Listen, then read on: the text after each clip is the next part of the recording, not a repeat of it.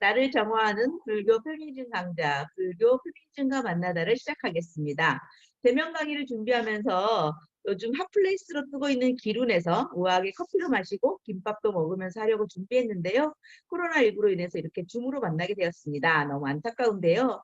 그래도 참석하기 어려우신 분들도 이렇게 줌으로 하면서 함께 할 수 있게 되니까 긍정적인 면도 있는 것 같습니다. 아무래도 대면 강의보다는 줌 강의가 소통에 어려움이 있습니다. 그래서 좀 불편하시고 하시더라도 같이 집중해서 함께 해주시기 바라고요. 성평등 불교연대가 주최하는 강좌인데요. 성평등 불교연대는 성평등한 불교문화 구축을 위하여 2017년에 불교 NGO 단체들의 연대체로 시작을 했고요. 지금 9개 단체가 함께하고 있습니다. 나무여성인권상담소, 대한불교 청년회, 한국대학생불교연합회, 바른불교 제과모임, 불교환경연대, 아카마지, 서다불교 지혜로운 여성, 종교와 젠더연구소, 참여불교 제과연대가 함께하고 있습니다. 5강좌로 준비된 이번 프로그램은 각 강좌마다 성불연대 연대 단체들이 진행을 맡아서 함께 하고 있는데요. 마지막으로 오늘은 불교환경연대가 진행을 맡게 됐습니다. 저는 불교환경연대 3차장 한주영이고요.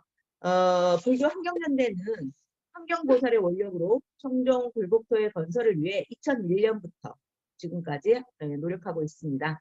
지리산 살리기에서부터 새만금, 북한산, 천성산, 설악산, 영산강, 금강, 낙동강, 한강 등에서 생명을 지키기 위해 다양한 활동을 펼쳐왔습니다. 우리의 노력은 인간의 이기적이고 파괴적인 개발의 현장에서 생명의 소중함을 일깨우고 자연 환경과 수영 환경을 수호하는 자랑스러운 생명 평화를 위한 여정이었습니다. 빈 그릇 운동, 환경의대 20일, 푸른 사찰, 사례집 발간, 어린이 생태학교, 숲에서가 양성, 숲체험 프로그램 등 불교의 자연 문화 유산을 기반으로 현대인들의 일상 속에서 생명의 가치를 깨닫고 실천하는 활동을 해왔습니다. 불교 환경연대는 정부나 종단의 경상비를 지원받지 않고 순수한 회원들의 후원으로 유지되는 조직입니다. 그리고 또 환경정책을 바꾸거나 새롭게 하는 일도 하고 있고요. 환경 친화적인 녹색 생명문화를 만들어가는 일을 하고 있습니다. 또 다양한 캠페인들을 하고 있고요. 어린이 청소년, 성인들을 위한 환경교육을 진행하고 있습니다. 네, 불교 환경연대 활동은 모든 생명의 행복을 위한 부처님의 가르침을 펼치는 전법 활동입니다. 네, 이렇게 불교 환경연대 활동을 소개를 간단하게 했고요. 이제 프로그램으로 본격적으로 들어갈 텐데요. 제가 강사님을 소개해 드리면 강사님께서 한 10분 정도 들어가는 프로그램으로 영상을 진행을 해주실 거고요. 그리고 강의가 1시간 30분 정도 있습니다. 그리고 마지막 20분 정도는 질의응답이 있습니다. 그 사이 강의를 들으시면서 궁금하신 분들은 채팅을 통해서 질문을 올려주시면 마무리할 때 저희가 질의응답 시간에 강사님께 질문을 해서 함께 답을 찾는 그런 시간을 갖도록 하겠습니다. 그러면 오늘 강의를 마치신 현경생님을 소개해드리겠습니다. 워낙 유명하시고 또 많은 분들에게 주목받는 분이셔서 다 아실 텐데요. 뉴욕 유니온 신학대학원 교수이시고 여성신학자이시면서 에코페미니즘과 지구 영성 그리고 불교와 기독교의 대화 그리고 명상 등을 가르치고 계시고요. 불교하고 인연은 가능선언에서 숭산 스님께 대강명이라는 불명을 받고 법사가 되셨다고 합니다. 네.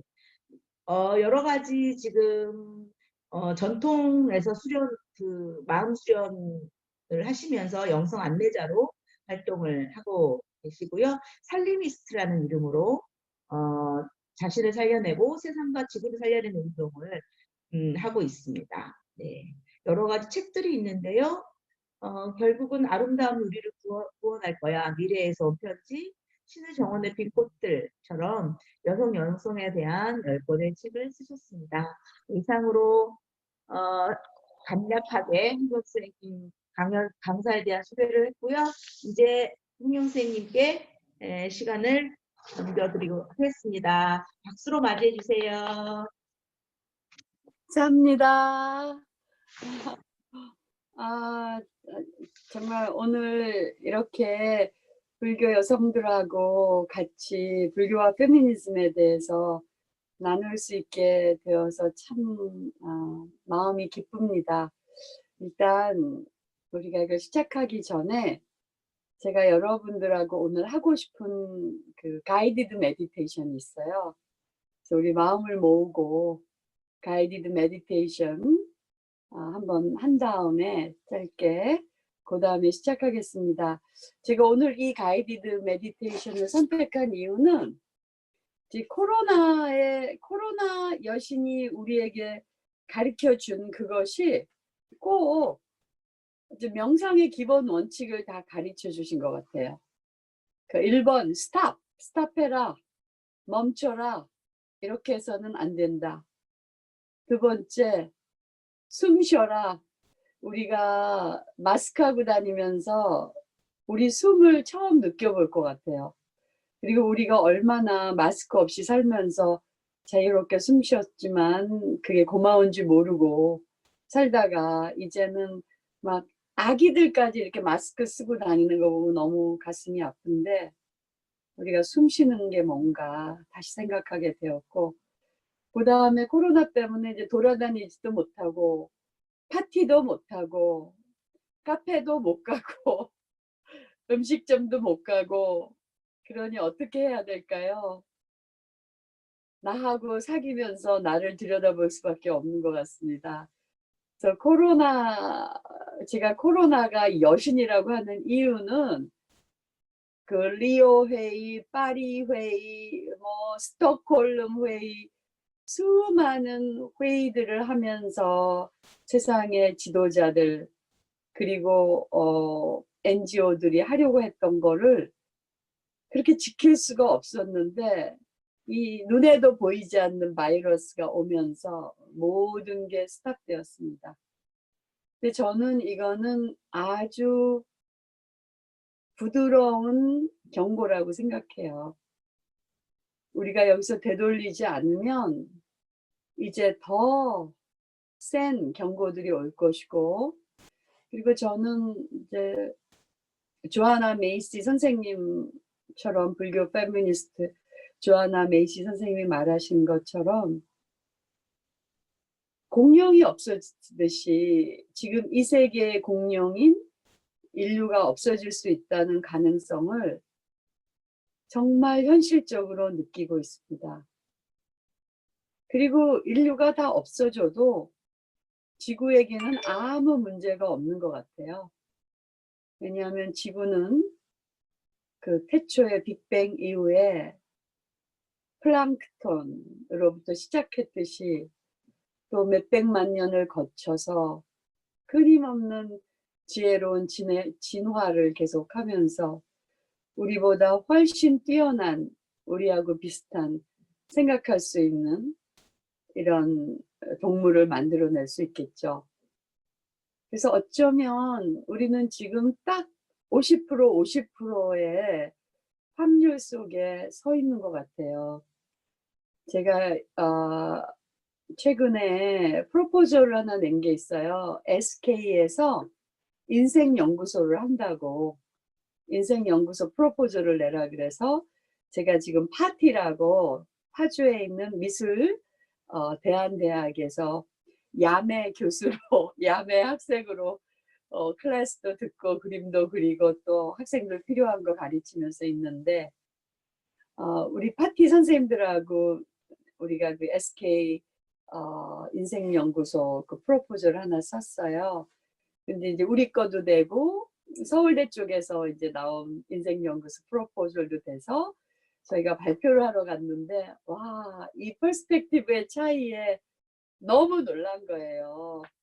우리 이제 저랑 파티 선생님 함동균 선생님이랑은 이렇게 썼어요.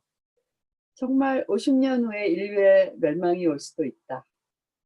그러니까 이 디스토피아, 이 세기말 시간을 살면서 인생연구소를 한다는 거, 인생학교를 한다는 건 무슨 의미일까?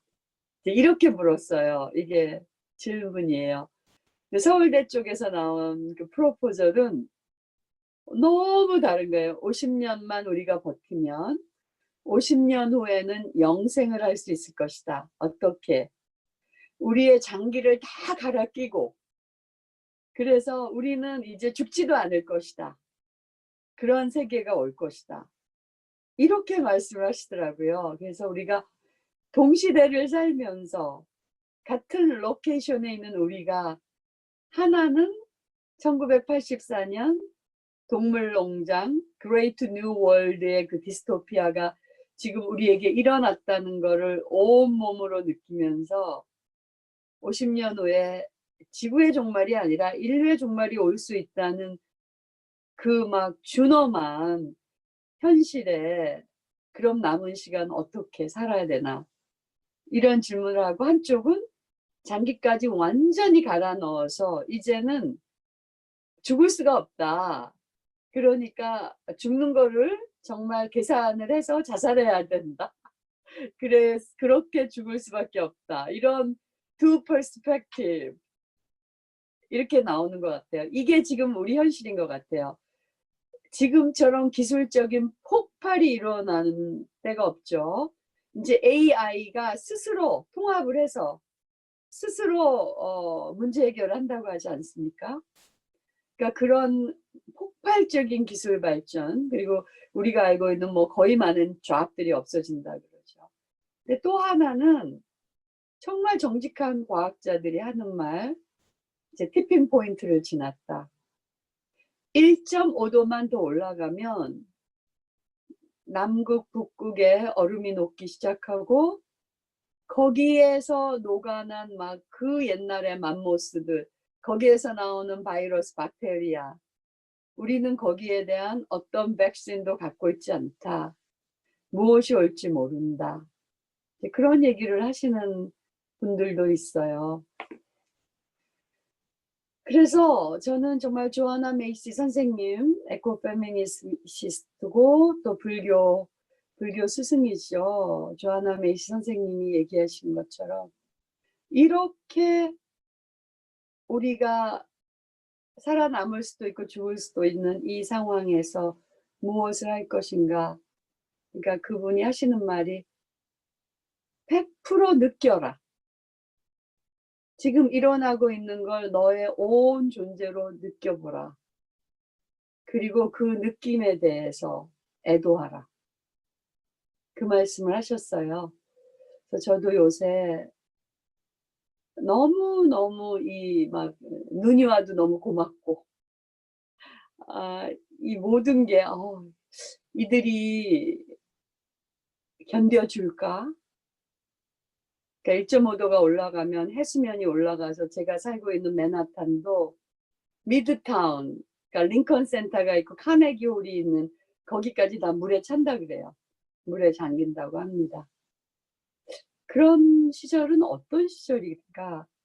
그리고 그런 얘기하죠. 10년 후만 해도 이제 너무 클라이밋 크라이시스, 기후 위기가 너무 심각해져서 기후 위기 난민들이 생겨서 인류의 10%는 기후 난민이 될 것이고, 그러면 이 난민들이 온 나라들로 들어올 것이라는 것이죠.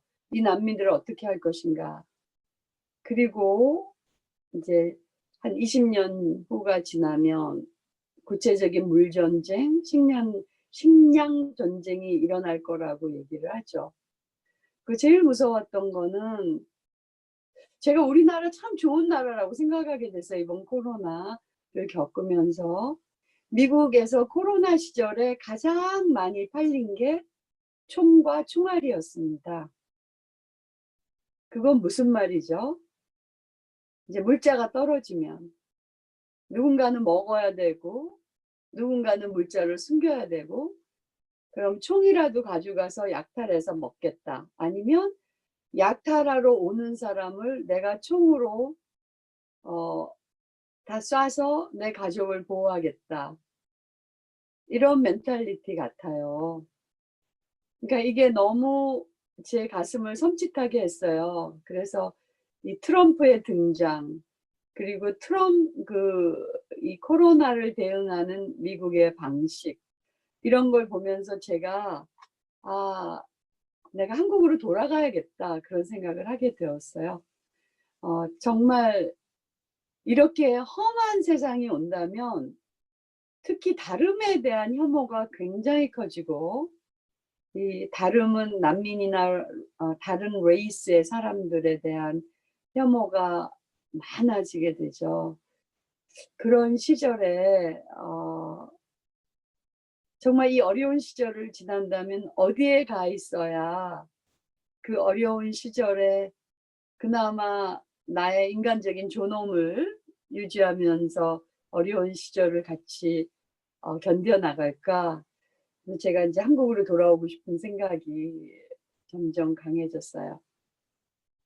그래서 제가 오늘 여러분들하고 이 코로나 시대에 나는 누구일까? 그런 명상을 좀 해보고 싶습니다.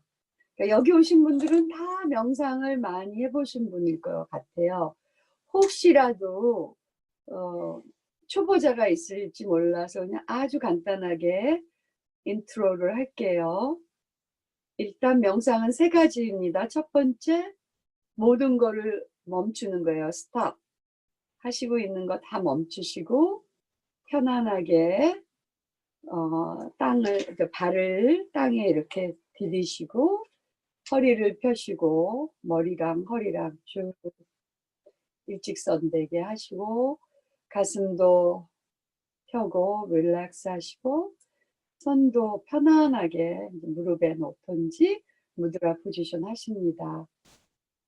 그리고 그 다음에는 숨을 깊이 쉬는 거죠. 숨을 쉬고 3번째는 자기를 깊이 바라봅니다. 제가 이 명상벨을 3번 치면 우리 같이 명상으로 들어가시고 그리고 그 다음에 침묵의 시간을 좀 가진 다음에 제가 여러분을 가이디드 메디테이션으로 인도하겠습니다. 자, 시작하겠습니다.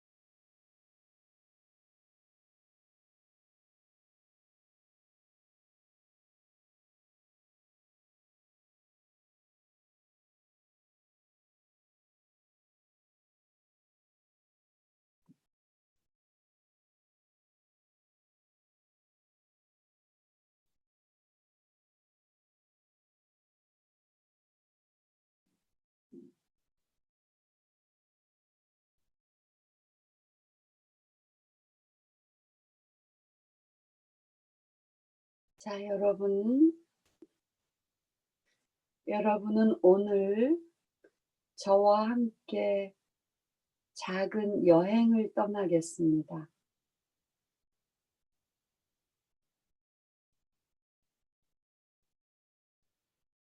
숲속의 오솔길을 함께 걸어갑니다.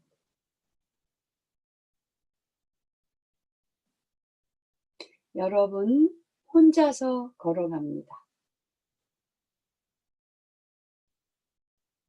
이 숲은 청정하고 안전한 숲입니다.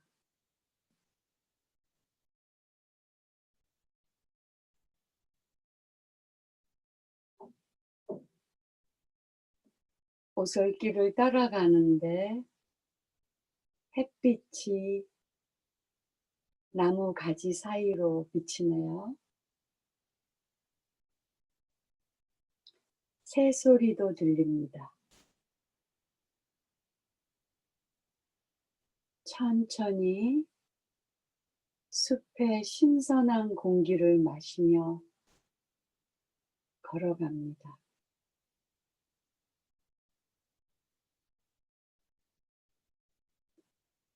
시냇물도 흐릅니다.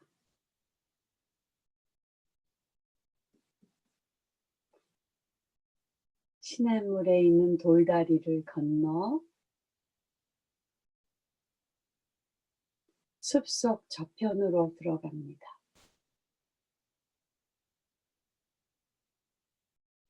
숲은 점점 깊어집니다. 오솔길을 따라 햇빛을 따라 걸어갑니다.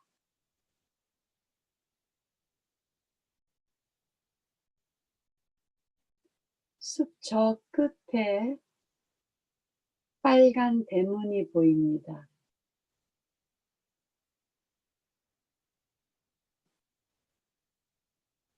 빨간 대문을 열어봅니다.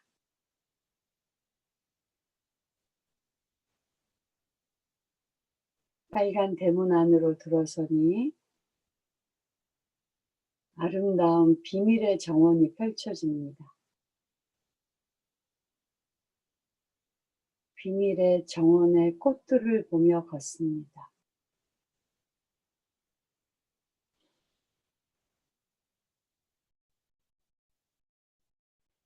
정원 가운데 분수가 있습니다.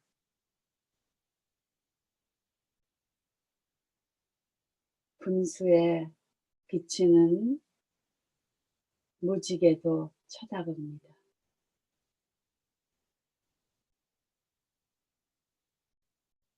더 깊이 깊이 비밀의 정원 속으로 들어갑니다.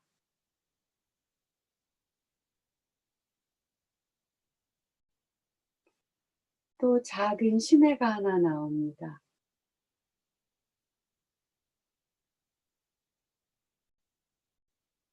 작은 돌다리를 지나 정원의 다른 편에 다다릅니다.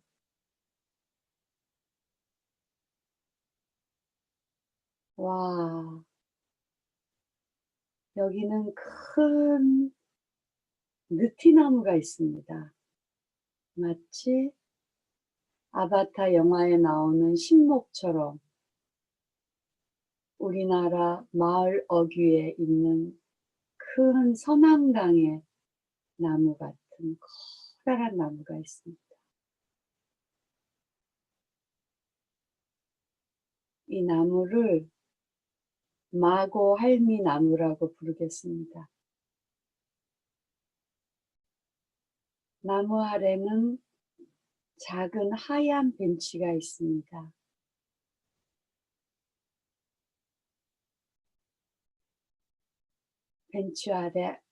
벤치 위에 앉습니다.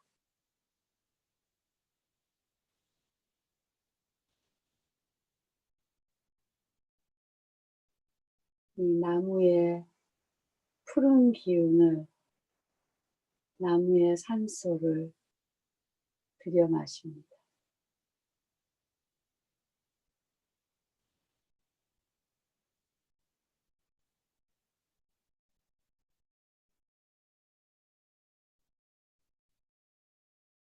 그리고 물어봅니다.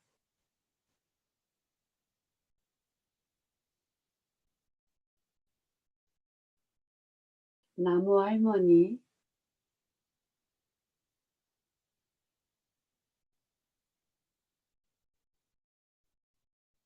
이 코로나가 우리 모두를 바꾸는 이 시간, 나는 누구일까요?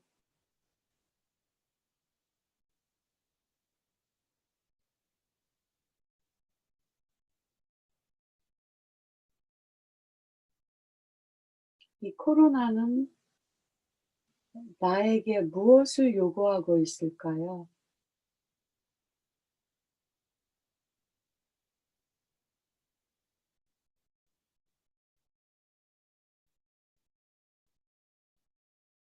코로나는 내게 내 삶에 무엇을 바꾸라고 얘기하고 있나요?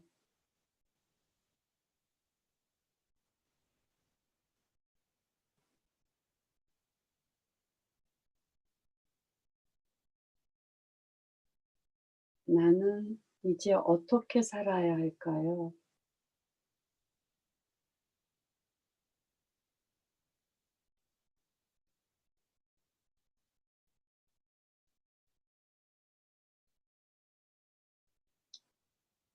이 불확실한 시대에 나는 나의 존엄을 유지하면서 어떤 가치를 발견해서 살아야 할까요?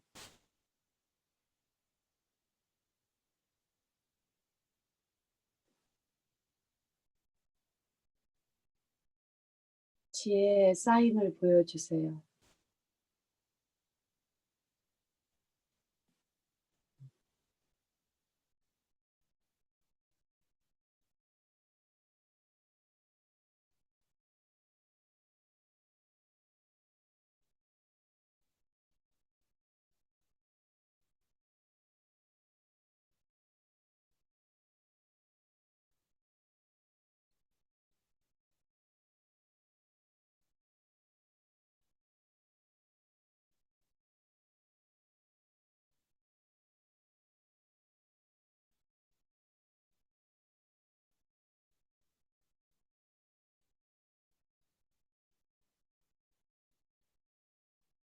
이제 벤치에서 서서히 일어납니다.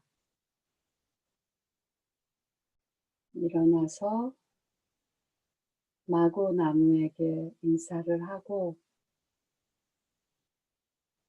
걸어 나옵니다. 시내를 건너고 정원의 분수를 건너고 꽃들을 지나 빨간 대문을 열고 숲속의 오솔길을 걸어갑니다. 시냇물을 건너고 오솔길을 따라 걷다가 나의 자리로 돌아옵니다.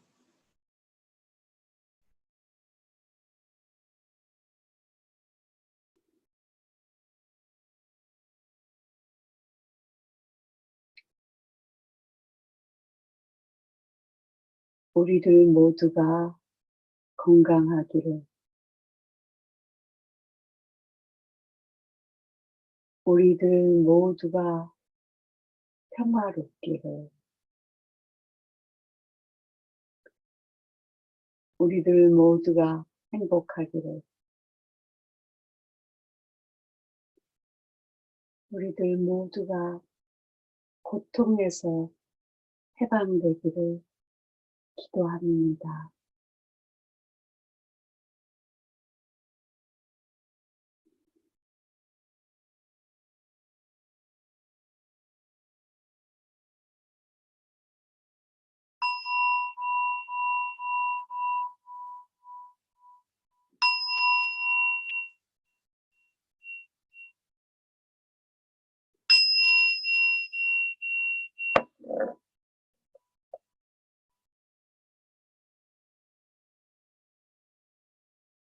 감사합니다.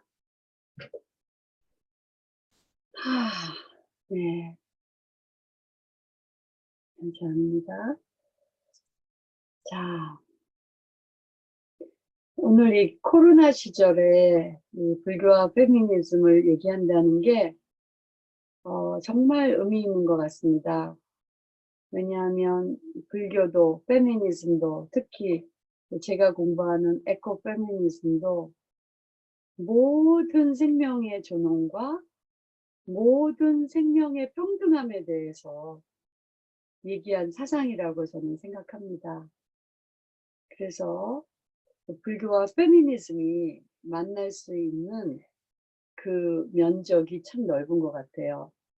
제가 이 불교와 페미니즘을 얘기하면서 미국 American Academy of Religion, AAR에서 일어났던 그 90년대 여성들 사이에 그 토론을 말씀드리고 싶어요.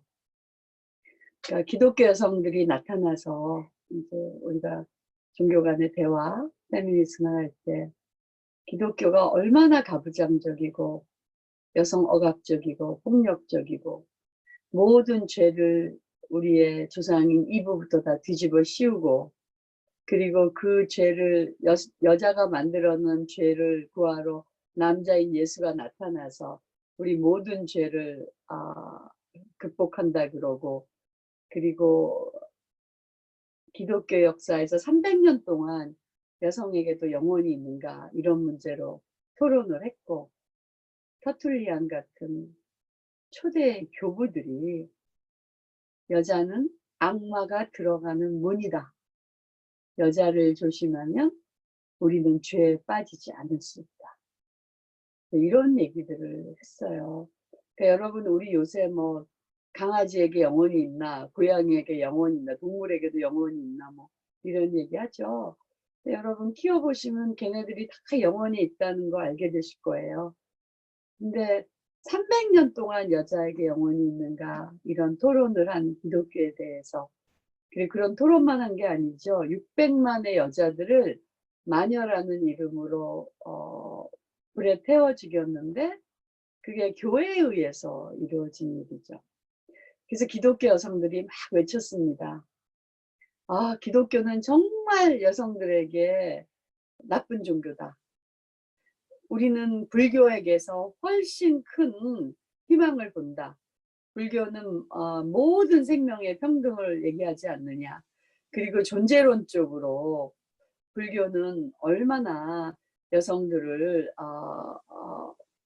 그 기독교와 달리 존중하느냐 이제 이렇게 얘기를 했어요. 그러니까 아시아에서 온 학자들이 이제 서양 여자들이 이렇게 얘기를 하자 아시아에서 온 여성 학자들이 그렇게 말했습니다. 우리는 불교 국가에서 왔다. 근데 우리 불교 국가에서 여성을 그렇게 높이 봐주지 않았다. 뭐 비구와 비구니 사이에서도 너무 불평등이 많고 우리도 존재론적으로 뭐 이게 파퓰러 부디즘 뭐 일반 부디즘이라고 얘기할 수는 있지만 전생에 큰 덕을 쌓는 남자로 태어나고 전생에 덕을 못 쌓은 여자는 못생기고 뻐드렁니가 난 여자로 태어난다고 이게 타이 부디즘에서 이제 그런 말 많이 한다고 한다. 그리고 많은 불교에서 여자의 몸으로는 성불을 못한다고 한다. 그리고 불교가 뭐 우리를 교육시킨 것도 아니고 이제 저 같은 경우도 그러죠. 기독교 선교사들이 와갖고 그 전혀 교육시키지 않던 여자애들을 데려다가 고등교육을 시켜서 우리는 이렇게 이제 내 목소리를 내는 사람들이 되었다. 그래서 우리는 아시아의 많은 여성들은 기독교가 들어오면서 우리가 공부도 했고 뭐 병원도 생기고 민주주의라든지 이런 개념이 들어왔다. 그래서 우리는 불교가 기독교보다 그렇게 해방적이라고 전혀 생각하지 않는다. 이제 아시아의 여성학자들은 이렇게 얘기를 했어요. 그래서 이제 그때 우리 결론이 그러면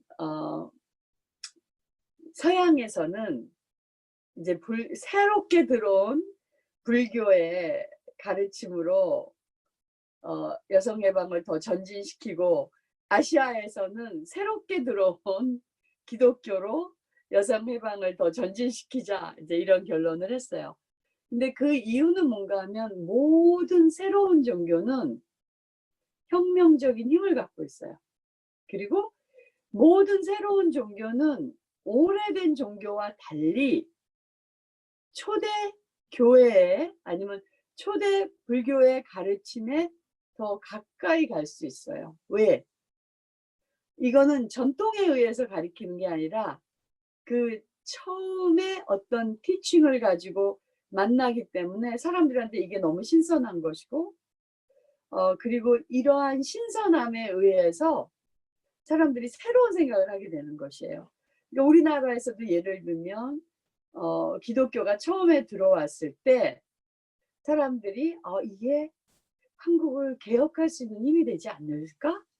이런 생각을 했던 거죠. 지금은 이제 완전히 한국 기독교가 너무 기득권과 함께하고 자본주의에 함께하면서 시작 많이 변했지만, 처음 기독교가 들어왔을 때 이렇게 여성들과 가난한 자를 위한 어떤 학교, 병원, 그리고 성경도 한자가 아닌 소위 언문이라고 했던 한글로 번역을 하고 이러면서 아주 개혁적인 에너지를 갖고 들어온 거죠.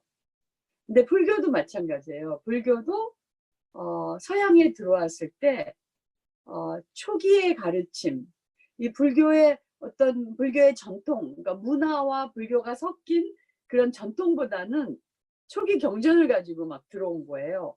그러니까 그러니까 만인이 평등하다는 것을 또 서양의 이렇게 페미니즘하고 만나면서 서양의 많은 여성들이 불교는 기독교보다 훨씬 더 평등한 종교다, 이제 이런 생각을 하게 된 거죠.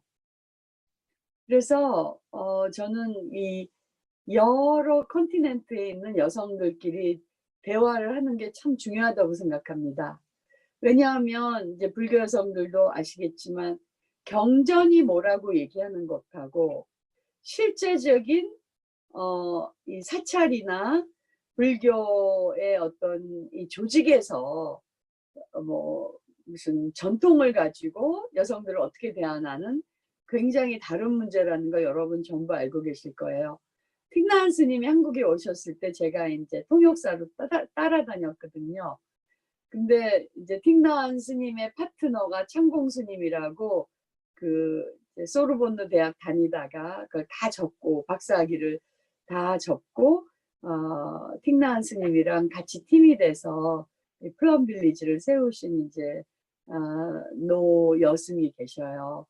근데 이제 한국에 틱나은 스님 팀이 다 왔더니 한국의 절에서 자, 그럼 비구니들은 다 서갖고 비구들에게 절하십시오, 이런 거예요. 근데 틱나은 스님 절에선 그런 거 전혀 안 하거든요. 그러니까 처음에 굉장히 망설이시더라고요. 이게 뭔가. 근데 이제 그 비구니 스님들이 다 하심하시고 그냥 절을 하면서 이게 한국 불교냐 저보고 물어보더라고요. 그래서 한국 불교라고 하기보다는 한국의 가부장제겠죠. 제가 이렇게 대답을 했던 기억이 있습니다. 그러니까 이 꼭 그 비구니는 큰방된 비구한테도 절을 해야 된다, 이런 거 굉장히 한국적인 것이지 다른 불교 전통에서는 또 그렇게 하지 않거든요. 그러니까 모든 종교, 기독교도 그렇고 불교도 그렇고 그 문화에 굉장한 많은 영향을 받아서 그 문화가 종교의 가르침을 define, 결정하는 경우가 많습니다. 그러나 이 새로운 종교가 새로운 땅에 들어갔을 때는 그 문화를 가지고 와서 얘기하기보다는 경전을 가지고 얘기를 하기 때문에, 예를 들면 우리 한국에 성경이 번역이 되었죠. 성경이 번역이 되었는데 일본 정부, 그러니까 식민지 일본 정부하고 미국 선교사들은 모종의 딜을 했어요. 절대 정치적인 거 전혀 얘기하지 말고 기독교는 오직 영혼을 구원한다. 이 죄가 많은 우리 죄인들의 영혼을 구원해서 우리를 천국에 가게 하는 그런 종교로서의 기독교를 가르쳐라. 그렇게 가르쳤어요. 그렇게 딜을 해서 전혀 정치적인 얘기를 하지 않기로 했거든요. 그리고 선교사들이 정말 그렇게 가르쳤습니다. 근데 어떻게 됐죠? 성경이 한글로 번역하면서 선교사들이 기대하지 않은 너무 이상한 일이 일어난 거예요. 어떻게?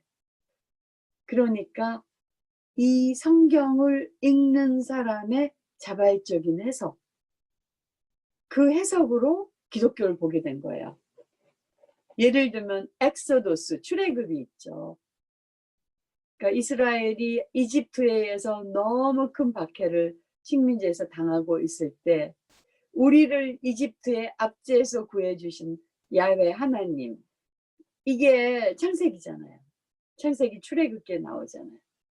그러면서 이걸 읽으면서 한국의 민초들은 어떻게 생각했냐면, 아, 일본이 이집트구나. 그리고 우리는 이스라엘이구나. 그러니까 하나님은 우리 편이구나.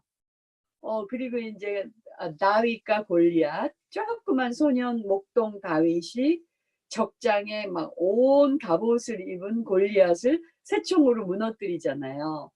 그걸 딱 봤을 때 한국의 민초들은, 아, 일본이 골리앗이고 우리 한국이 다윗이구나. 그래서 우리는 얼마든지 일본을 물리칠 수 있구나. 이러한 자신감을 가졌다고 해요.